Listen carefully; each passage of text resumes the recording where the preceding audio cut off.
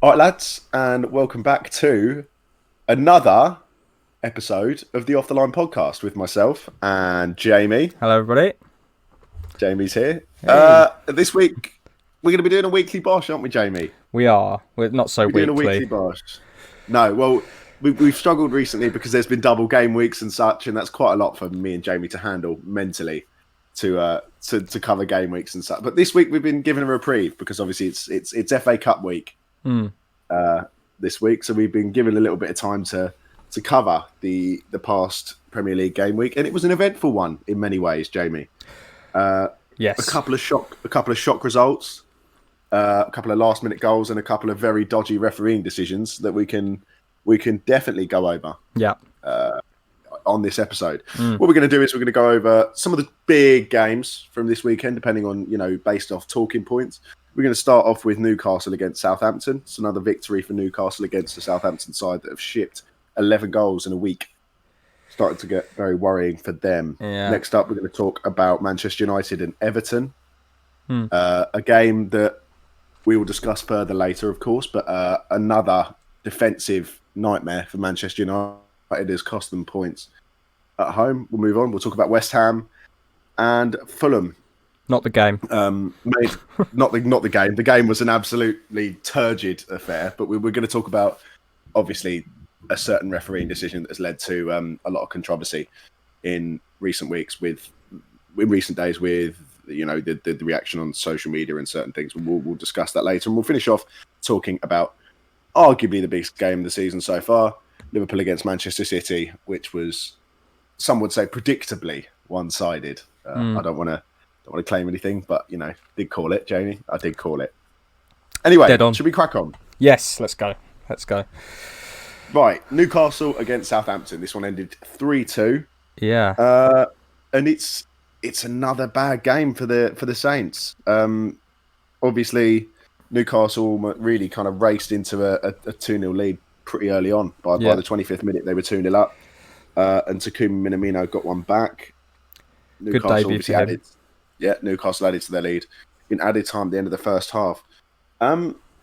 Southampton, while they looked better in the second half, and a really great goal from James Ward-Prowse, then failed to score in 40 minutes against 10 men Newcastle. Yeah, it's looking dicey for Southampton fans. It's not their strikers are very much off colour. Ings and Adams are definitely but. This is what Newcastle bring. They bring defensive stability, whether you like Bruce or not. But what I will say is you cannot understate the influence of Alan St-Maximin. And obviously he's come on. He started the game, and also Joe Willock with another good debut from him as well. It's big to mention. I think St-Maximin just brings a whole different dynamic to that Newcastle team. Because without him, they're very predictable. They've got players that just sort of don't have a lot of creativity. But as soon as St-Maximin gets on the ball, the whole team has confidence to go up and have a go. And that's what they did against Southampton. And he's just so good on the ball, getting past people. His pace is ridiculous. And it was just a good game from Newcastle. Well done to them for sort of keeping the scoreline at bay, despite finishing the game with 9 men, as you say. But worrying for Saints, and results like these could see them slip further and further down the table unless they sort of buck their ideas up, because you're not going to get the free kick penalties at the edge of the box at the moment. James Ward-Prowse is going to stop. Yeah. At some point, these are going to stop coming off, aren't they? Yes, definitely. They can't rely on James David Beckham Ward-Prowse to come in and rescue them from these kind of situations every time they find themselves. I think failing to score against Newcastle with who are, I understand they're sat back, but lost a midfielder. They've got 10 men. It's Newcastle also, I believe, lost a couple of players to injury during the game as well. Yeah. Obviously Jamal Lascelles. More than a few. They lost Manquillo, St-Maximin went off injured, and Wilson went off injured as well. So it was a big. It was a troubling day for them, I suppose, in terms of kind of injuries. But they got the 3 points, and Steve Bruce looks to have really turned that team round a corner. Yeah. as little as Newcastle fans seem to want to believe that. We'll move on. Manchester United against Everton. A game that Manchester United, for all the world, looked like they'd won. And then it's that man again, isn't it? It's that man again, Dominic Calvert-Lewin, popping up for Everton and rescuing them a point. Yeah, I watched a little bit of this game. I didn't watch the whole thing. And, United... let's face things, United are serious title challengers now. Yeah. I don't think that can be denied at this point. They keep winning games, but sometimes their defensive frailties just come to the fore. And stepping off that defensive line like Maguire did in the last minute for Calvert-Lewin's goal was just textbook stuff, really, and stuff that you shouldn't really be conceding, especially in the Premier League. But it's a spirited performance from Everton. They've scored 2 goals in 3 minutes just after half time, the perfect response to being 2-0 down. And props to them because it was a really solid performance from Everton, and I think they'll look to build on a point like that away at United. Anything Definitely. From you? I think you do have to. You do, like you said, there is note to be taken on Manchester United's defensive frailties again. We've said it all year. It's been coming up over and over again. Harry Maguire is very prone to lapses in judgment at key moments in games. You go back to looking at the Tottenham game where he failed to clear the chance for Heung-min Son, and you look at other moments this season. Harry Maguire, in key moments in games, completely loses the plot, for lack of a better term. This game, you look at the way he was defending that set piece. Yeah. Spurs, this is the last minute of the game. Everyone else in the side is holding such a structured and strong defensive line. Yeah. And Harry Maguire's 3 yards deeper. It's a lapse in concentration. It's laziness. That's 2 points lost for United. Yeah, as well. This is a United team that have got title aspirations this season. Yeah. You can't make mistakes like that. I know Ole Gunnar Solskjaer came out in his post-match and said that they don't have aspirations for the title. They do. They shouldn't be considered title contenders. They are. I'm not being funny. Ole Gunnar Solskjaer knows as well as anyone else Manchester United are going to be considered title contenders this season. He wants to kind of play it down because they've had a bad result, but they are title contenders, and that is the end of the story. So, yeah, absolutely. And if he doesn't sort out these defensive issues, then they're going to start slipping back towards scrabbling around for a top 4 place if Liverpool improve. So they've got to sort it out. And Harry Maguire also is not doing much for his image before the Euros in the summer, in my opinion. Defending like that, Gareth Southgate can't be looking at that and being impressed with it. I think he still goes, but obviously the mistakes are quite worrying, definitely. For United. I was going to say, especially with players like James Tarkowski and Tyrone Mings still, Ezri Konsa, and Connor Cody as well. Yeah. These kind of players are not making the mistakes that Harry Maguire makes, and you're going to have to start wondering whether Southgate is going to pick Maguire based off his placement in a bigger team, or whether he goes for something different and picks a player who arguably will give you a better performance. What I will say, finally, on that point, is I've just watched West Ham versus Man United in the Cup, and Maguire didn't put a foot wrong all game. I think a lot of I think we hold Maguire to a higher standard, and of course we do, because he's a £50 million player and he's United's main centre-back. But yeah, performances like these do sort of bring his position into question. But we'll see what happens with that in the summer. We'll definitely do videos on what we think the England squad will be by the end of the season and looking at the Euros. But yeah, should we move on? Is the next one Fulham West Ham? Is that right? Fulham West Ham. I won't talk about the game. Fulham were way better than West Ham for most of the game. We never really threatened at all. Props to them. It was a terrible performance, but I think it was somewhat overshadowed by a decision made in the 96th minute, which magically seemed to unite every single person on Twitter, every person in who I was talking to, certainly, and anyone with a working set of eyes. It genuinely baffles me that was given. Do you want to sort of give your opinion on it before I go off about it? First of all, I want to say that the backlash and the reaction to Mike Dean and sending death threats to him and his family is completely out. Yeah, no, absolutely. No one's condoning that. No. He's made a bad mistake, and Mike Dean is someone who is definitely known for enjoying a bit of theatre and enjoying a little bit of spotlight on himself when he gives these decisions. But no one deserves that kind of reaction coming off making a decision on a football pitch. Yeah. 100%. That being said, do I think that Mike Dean had refereed for 96 minutes a really turgid game and was given the opportunity to write a headline with a moment that definitely, I mean, everyone, Jamie, knew it wasn't a red card. Every single person watching the game, every Fulham fan, every West Ham fan, every football fan watching that knew it wasn't a red card. Yeah. Mike Dean apparently watched it 23 times and made the decision that it was. Now, do I think that he got it honestly wrong? No. I think that Mike Dean has taken that as an opportunity to write a headline. If I'm being brutally honest, I think that Mike Dean has overstepped the boundaries of what you should be doing as an official there. Yeah. It's obviously been...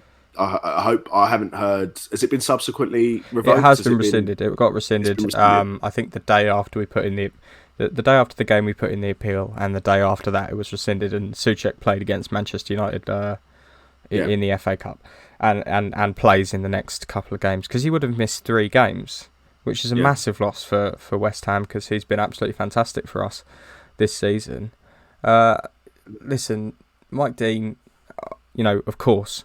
No death threats should be sent to his family. It's absolutely disgusting behaviour. Nobody deserved that sort of treatment.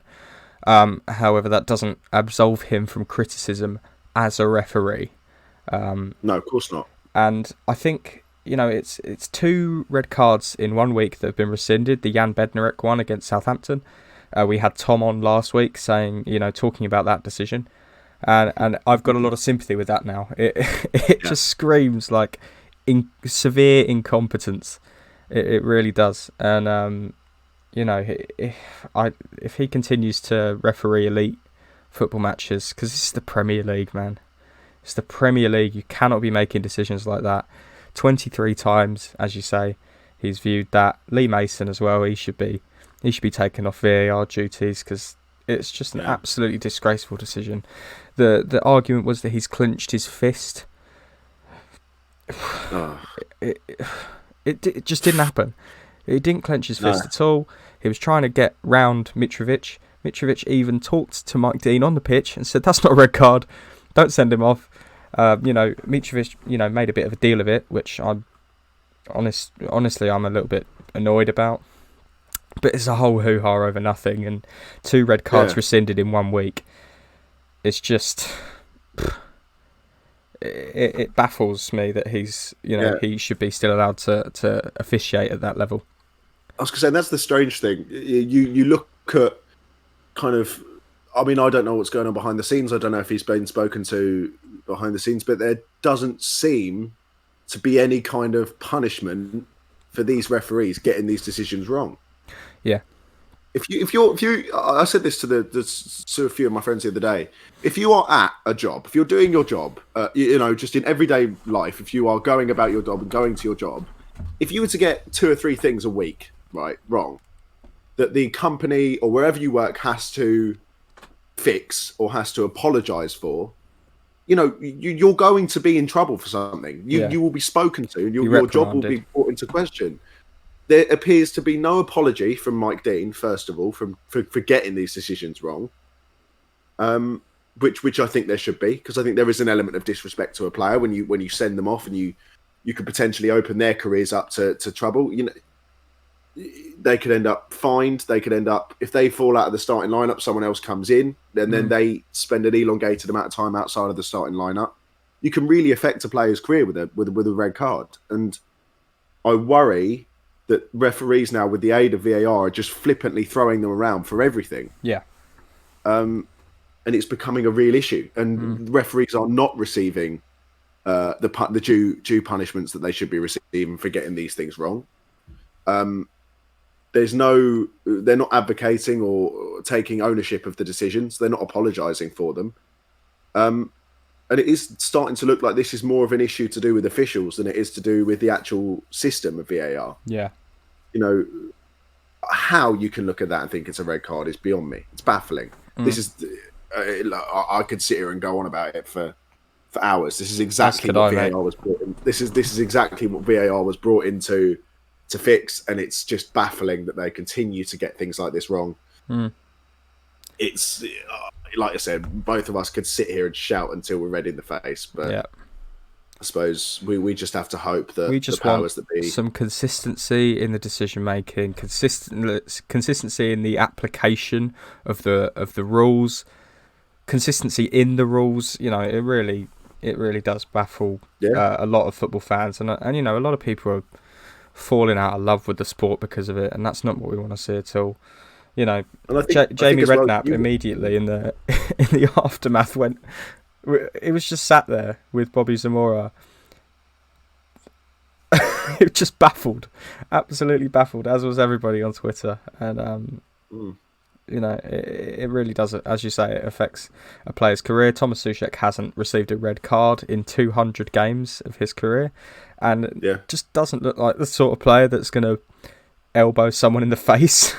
But it is baffling. But here we are. This is the Premier League at the moment, and it is scary. Yeah, you can only hope that the kind of powers that be, PGMOL, the FA, UEFA, FIFA, whoever needs to make this decision to change this round and make whatever changes need to be made to rectify this system, they need to be made as soon as possible before things become even worse. Yeah. Anyway, we move on from that. It's actually quite a sad topic in a way. We'll move on to Liverpool against Manchester City. Yes. A game potentially season-defining for both teams. Definitely season-defining, I'd say. It was definitely a performance of a team ready to win the league against a performance of a team struggling.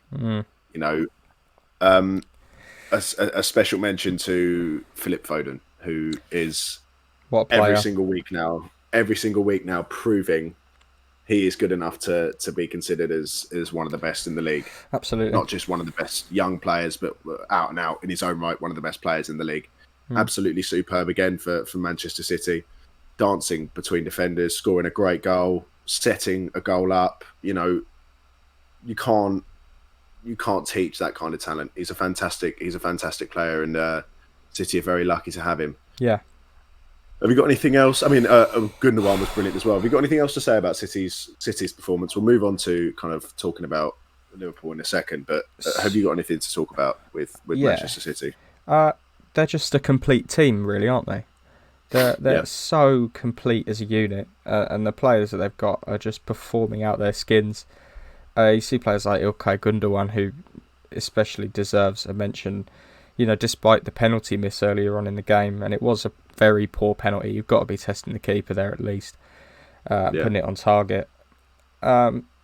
He's just magnificent. He gets into all the right places. He picks the perfect pass every single time, and this is why Gundogan, might be up there in terms of player of the season at the end of it if he continues this sort of form. But then you've just got players like Raheem Sterling, who sort of went under the radar despite a brilliant performance. Got the first penalty, and a goal, obviously. Just a whole team performance from City, and they look like they're just going to romp the league from here. But yeah, definitely, definitely. I think City are fantastic, and they're Pep Guardiola's got that team motoring again. Players like Stones and Diaz were also fantastic again at the back. Yeah.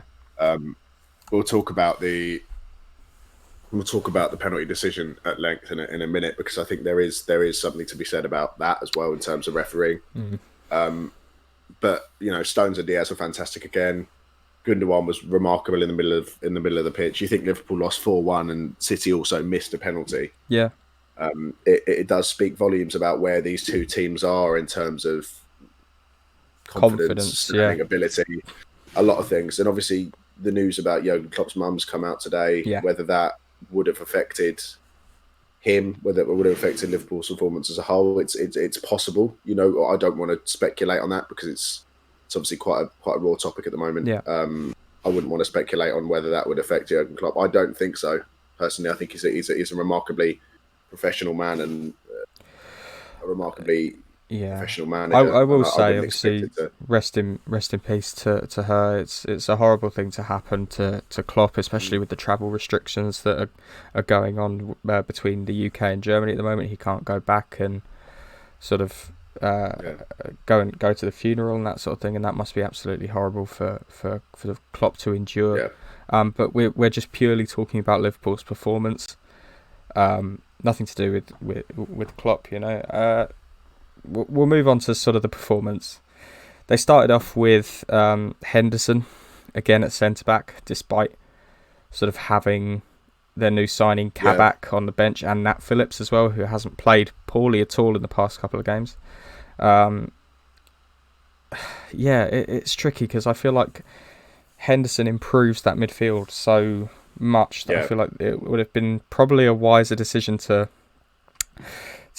try and keep the momentum going for a player like Nat Phillips, who played very well against West Ham when I saw him. No problems at all from my perspective. I think if I'm Jurgen Klopp, I think the thing is with Klopp, he looks at this City side, he's going to try and go with the most experienced lineup he can. Absolutely.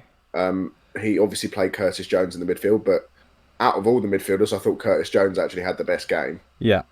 Thiago had a terrible game. Thiago had an awful game, and Thiago continues to struggle in this division. Yeah. There's obviously a lot of joking going on social media. I think he will come good. I don't think a player of his class can just disappear. I think he will find his rhythm. But Curtis Jones looks a real talent. My one qualm with the scoreline and Liverpool actually getting a goal is that the penalty wasn't a penalty. No. It's another one of these weird decisions where, I mean, it looks so blatantly a dive. It's horrendous. Yeah. That it's even been questioned. It's even been, it's so horrendously untruthful and unsportsmanlike what Mo Salah is doing. And it's now got to a point where we've implemented video refereeing to be able to watch these things back, and we're actually rewarding diving. Yeah. If someone had said to me that video referees would begin to award simulation in football, I wouldn't have believed it for a second. No. I would have, because you watch these things on television and you watch them back and you say, well, that's a dive. That it seems clear as day to us. It was Ruben Diaz's hand made minimal contact with Mo Salah's trailing arm. Yeah. Not enough for him to throw his arms up. To hold his arms up in the air and scream and roll and all of this. It's like, it's bringing the game into disrepute, honestly. It is. Absolutely. These consistent decisions, and it's not even the fact that Salah's doing it. If Salah does it and gets booked for diving and the game carries on, it's not an issue. But Salah's done it, and his team's been rewarded, and he's scored the penalty.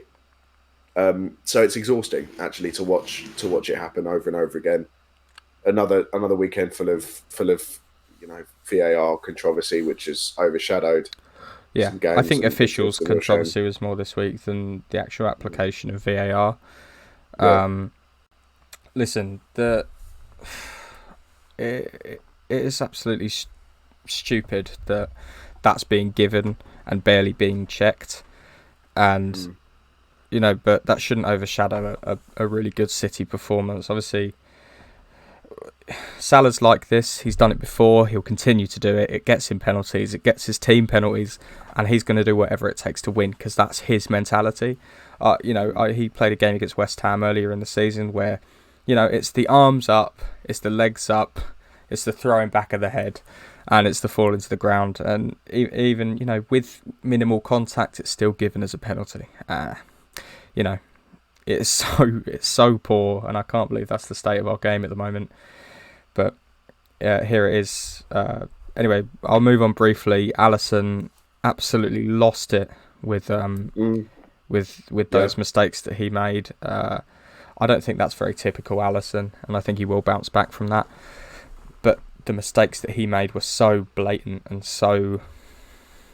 I mean, it is baffling to see a goalkeeper of that quality make those kind of mistakes, and you do wonder the psychology of that, because everyone was comparing him to Karius in the Champions League final. I don't think that's fair. Alisson is he's a great goalkeeper. You don't need to. Goalkeepers have these games where I think the essence of being a goalkeeper is that if they make a mistake, it leads directly to a goal.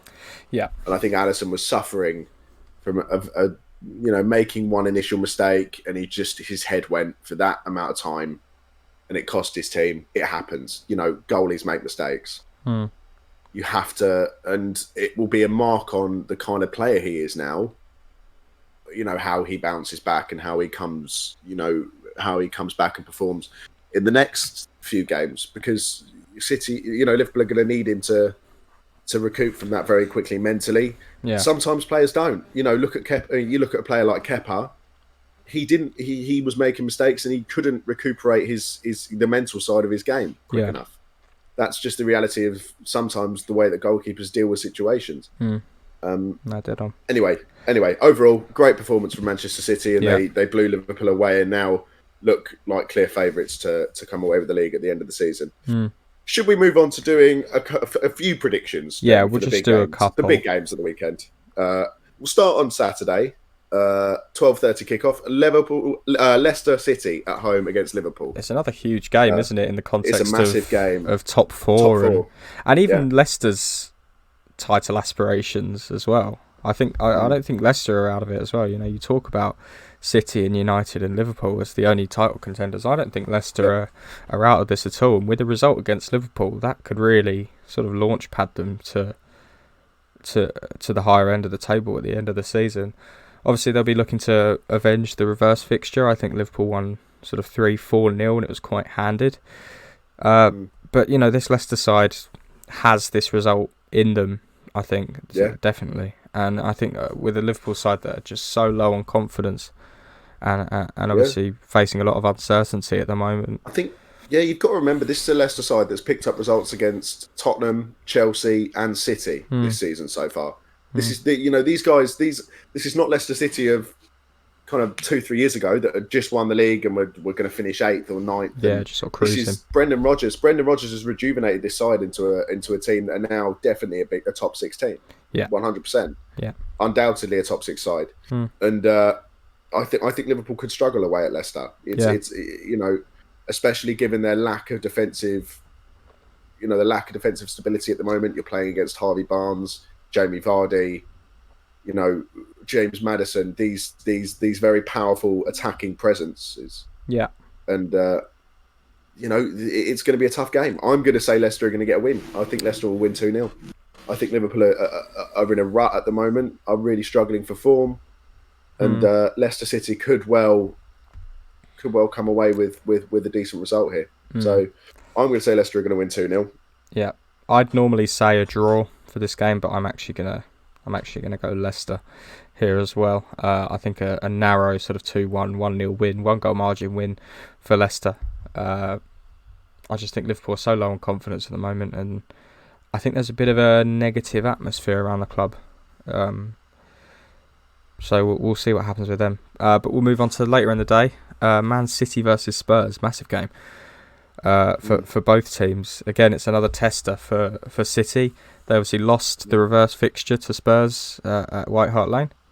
Yep. And they'll be looking to rectify that and build on the performance against Liverpool. But if they perform even half as well as they did against Liverpool, I'm sure they will dispatch Spurs. And I'm actually I'll go for a City win, but I feel like Spurs are a bit of a bogey team for City, so this is a potential banana skin in terms of sort of the title race for them. What do you think, Sam? It's a difficult one to call. Obviously, Harry Kane returned against West Brom and put in a typical Harry Kane performance. Yeah, linking up with Song Heung-min. again to provide the 2 goals in that one. And it's an interesting. It's definitely a fixture that has produced some good games over the years. You go back to the Champions League a couple of years ago. They met each other and produced some fantastic kind of what a moment that was. Spectacles. Yeah, I mean that's a great one. Jose Mourinho against Guardiola is a great managerial battle and one that will be waged on Saturday at the Etihad. It's definitely a difficult one to call. I'm gonna go with Man City, edging it because I do think they'll have more kind of in terms of a general game plan and all over the pitch their quality now. And if anyone's going to be able to stifle the talents of Harry Kane and Son, it's going to be Stones and Diaz at the back for City. 100%. This is going to be their first. This is going to be the biggest test they're going to face all season, coming up against these two, trying to limit their ability. And Ndombele playing a lot better now as well for Spurs. Yeah, definitely. It'll be interesting. But no, I'm going to go with City to win 2-1. Yeah, I'll go 3-1 City. Well, I wanted to pick one on Sunday. There's not a huge amount of massive games. We'll go. What do we think about Arsenal versus Leeds? That's the game I'd pick from Sunday. Yes. Well, these are 2 teams, currently sitting in and around the middle of the table. Arsenal obviously on a bit of a disappointing run of form again at the moment, especially after that Wolves result. Struggling a little bit with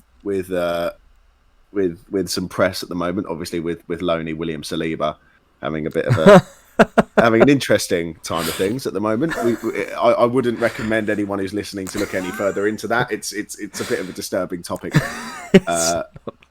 In terms of the video that's come out of young William, we don't need to go into too much detail on that here. If that's what he's happy doing, that's what he's happy doing. We're completely supportive of it. We just don't think that it's the kind of thing he would have wanted in the public eye.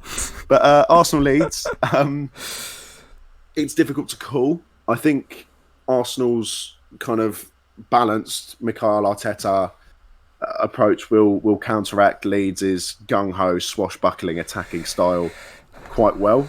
I love your word choices. It's so beautiful. Obviously, Patrick Bamford got a couple goals in the game the other day. Looking in really good form.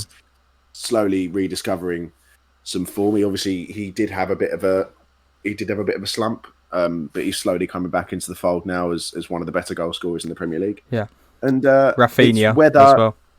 It's definitely going to be a clash of ideologies here. Pierre-Emerick Aubameyang obviously struggling for form, but Bukayo Saka will be the difference here for me. I think Saka will be able to really get at that Leeds back line. Especially if they are as pressed and as stretched as they usually are. I think he could cause a lot of trouble for Leeds. So I'm going to go with 2-0 Arsenal. Okay. And just leave it there. All right. Well, I'm going to go with 3-1 Leeds. I'm going to go opposite to you because I think Leeds are on a really good run of form at the moment. And I think it's not going to be a draw. Let's face things. Leeds have won 10, lost 10, drawn 2. So they don't settle for draws. It's very much it's a black and white sort of team, and I think that they'll definitely be up for it and go into the Emirates. The away advantage, it seems like this year, more games won away than at home in the Premier League for the first time, and that's got something to do with the crowds. But I like Leeds at the moment, and I think they're playing really well as a unit. And, if they win this game, they go 4 points clear of Arsenal. Yeah. Which is huge for them. It is massive for them. Anyway, we'll move on to talking about the 2 Monday night games. Big night for the offline. We're narcissists, so we'll talk about... talk about our teams. Yeah. Big night for the offline podcast. And friends. Teams are... Yeah, and friends. Both teams are involved. West Ham United, first of all, we'll talk about that. Yeah. 6 o'clock, have got Sheffield United at home. Sheffield United obviously losing to Chelsea last weekend. It was a spirited performance from them, but obviously beaten in terms of quality in the end. Yeah. And West Ham don't have a striker. Labouring to a point against Fulham. Well, you do. It's just whenever Michail Antonio decides to... No, he's got hamstring injury. I don't think he'll be available for the Sheffield game. So we do go into this match without experienced striker. I look at the game in interesting. Go on. team. It'd be an interesting, be an interesting lineup. Now that your owners have left you completely shafted us, completely completely without a centre forwards. Yeah. Now that Michael Antonio has inevitably succumbed to his papier-mâché hamstrings. Yeah, I think. So yeah. Listen, we've got Andrei Yarmolenko as our striker at the moment, who is a winger. Who's Yeah. I think the fake Carlton put out a tweet saying, "How are West Ham not able to build an attacking presence with a geriatric Chernobyl survivor up top?" Oh God. And it made me laugh a lot. This is why his account gets banned so often. Yeah, he's the best account on Twitter. I won't have anything said about it. I think we've looked passive the past few games, if I'm being perfectly honest, and I think Moyes will be looking for a response, especially against a Sheffield United team that have been struggling this season and are looking to mount a great escape. What do you reckon for this game? This is the game you can't lose. Yeah. This is the issue with playing these teams, is that when you play Sheffield United, this is without a doubt a game you cannot lose. Yeah. I was very worried about Chelsea playing Sheffield United the other day because obviously, again, it's a banana peel. They're a team that have beaten us in the past. They're a team I don't want to lose to because it says a lot about your squad and your season. I think West Ham will win. I think West Ham will win comfortably. I think this will be a kind of drop back down to earth for Sheffield United, who've kind of been riding a little bit high on a kind of the hopes of revitalising their season. The United I think win. Going away to the London Stadium and trying to get a result against West Ham will be tough for them. And I think because you haven't got a centre forward, West Ham will definitely dig in this game defensively and will focus on just not conceding goals. And I think you'll get some on the break. So I'm going to go with a 3-0 West Ham win. Wow. Okay. I don't know what you're going to predict for this one. I'm still going to predict a West Ham win because I still believe in the quality of our players. I think we will be without Angelo Ogbonna this weekend, which is a bit of a miss for us. But I think in the second half against United, we deployed a 5 at the back, which was far more successful than what we started with. Whether we go with that on Monday night is another thing, but it remains to be seen. I just think we've got more quality than Sheffield, and hopefully that shines through for us, and we sort of continue to mount our challenge for top 6, top 7, top 8. Yeah. We'll move on to the Chelsea-Newcastle game then. Sam, what do you reckon for this one? Okay. Well, it's almost. I'm really struggling to predict Chelsea games at the moment because I'm on cloud 9. I'm happy. We're performing again. We're getting results again. We've just beaten Spurs. I'm a happy camper at the moment, Jamie. But I'm waiting for this inevitable bubble to burst. And Chelsea always seem to struggle against Newcastle, and it's been an issue. It was an issue definitely when Frank Lampard was manager. We lost away there. Obviously, we're at home on Monday, potentially without the services of Thiago Silva, which would be a big loss. Thomas Tuchel said in his press conference the other day he is hopeful of getting him back for that game. It's not a serious injury. It appeared to be kind of a dead leg or a small kind of bruised muscle, something like that. It wasn't a tear or a pull on his hamstring. So it's an interesting. It should hopefully sort itself out by Monday. Yeah. If we move on and talk about kind of how Newcastle are going to be injury-wise, they obviously are struggling after the players that went off at the weekend. The extent of those injuries is still yet to be seen. Whether they'll be fit for Monday is questionable. Yeah. Alison Maximan especially is someone who's just come back from one. So whether this is just an extension upon that injury or a completely new one, a lot of the news surrounding that has been kind of kept under wraps, whether that's because Steve Bruce is trying to keep his cards close to his chest. Yeah. We'll find out. I think we will get a result. I think Newcastle, while they have performed in recent weeks, will struggle to break down the way that Thomas Tuchel is playing football. It's 5 at the back, it's defensive, but when we go at pace, and it is really quite impressive watching us attack at the moment, especially given the fact that Timo Werner seems to have found a kind of a new level of confidence and seems to have come back into the fold a little bit performance-wise. Obviously, got man of the match against Sheffield United last weekend and was directly involved in both goals. So I'm happy to see him performing again. Yeah. And Mason Mount as well is What a player! God, What a player! Can't even vocalise my love for him, Jamie. God. I got into a call with you the other day with some of our mates, and he was just going, Mason Mount, Mason Mount. So I just finished watching it. Oh, he's fantastic. Yeah, I love seeing you happy. Out of our performance. It took Thomas Tuchel 60 minutes to realise that Mason Mount is completely and utterly undroppable in this side. Absolutely. So hopefully that will carry on. Look, I've said a lot about Chelsea. I'm very happy with Chelsea at the moment. I think we'll win because so do I. I'm not going to sit here and say we're going to lose. So I'm going to go with 1-0. I don't think it'll be. I'm going to go 5-1 Chelsea. Oh, Jamie! Timo on the score sheet. That'd make me so happy. I just think this is where Chelsea really springboard. I don't think Newcastle will have. As you say, it depends on the fitness of Alisson Maximin and that sort of thing. But I still think that back five can still keep Maximin at bay. Just due to the quality of the back five, whether I don't know. What did you say about Thiago Silva? I don't think he's quite ready for the game, is he? He picked up a knock against Spurs. They're not sure what it is. It's an injury in his thigh. It doesn't appear to be a kind of a really bad pull or a tear.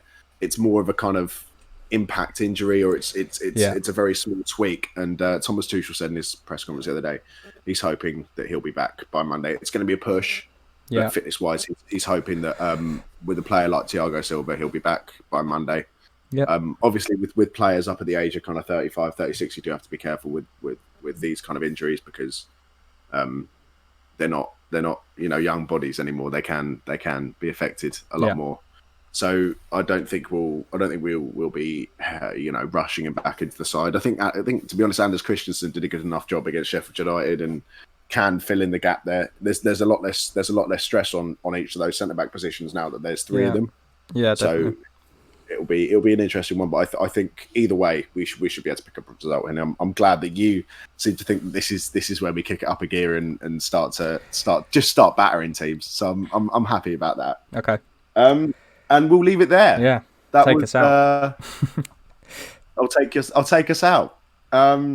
Boys, it's been a pleasure, as it always is, sitting and talking to you guys about football. If you agree with anything we said, if you disagree with anything we said, drop us a message on the socials. It's at Off the Line Podcast on Instagram and Twitter. If you're watching on YouTube, drop a comment, leave a like, subscribe, turn the bell on, all of that wonderful stuff. And I think that's about everything there is left to say. Perfect. It's been an absolute pleasure, boys, and we will see you next time. See ya.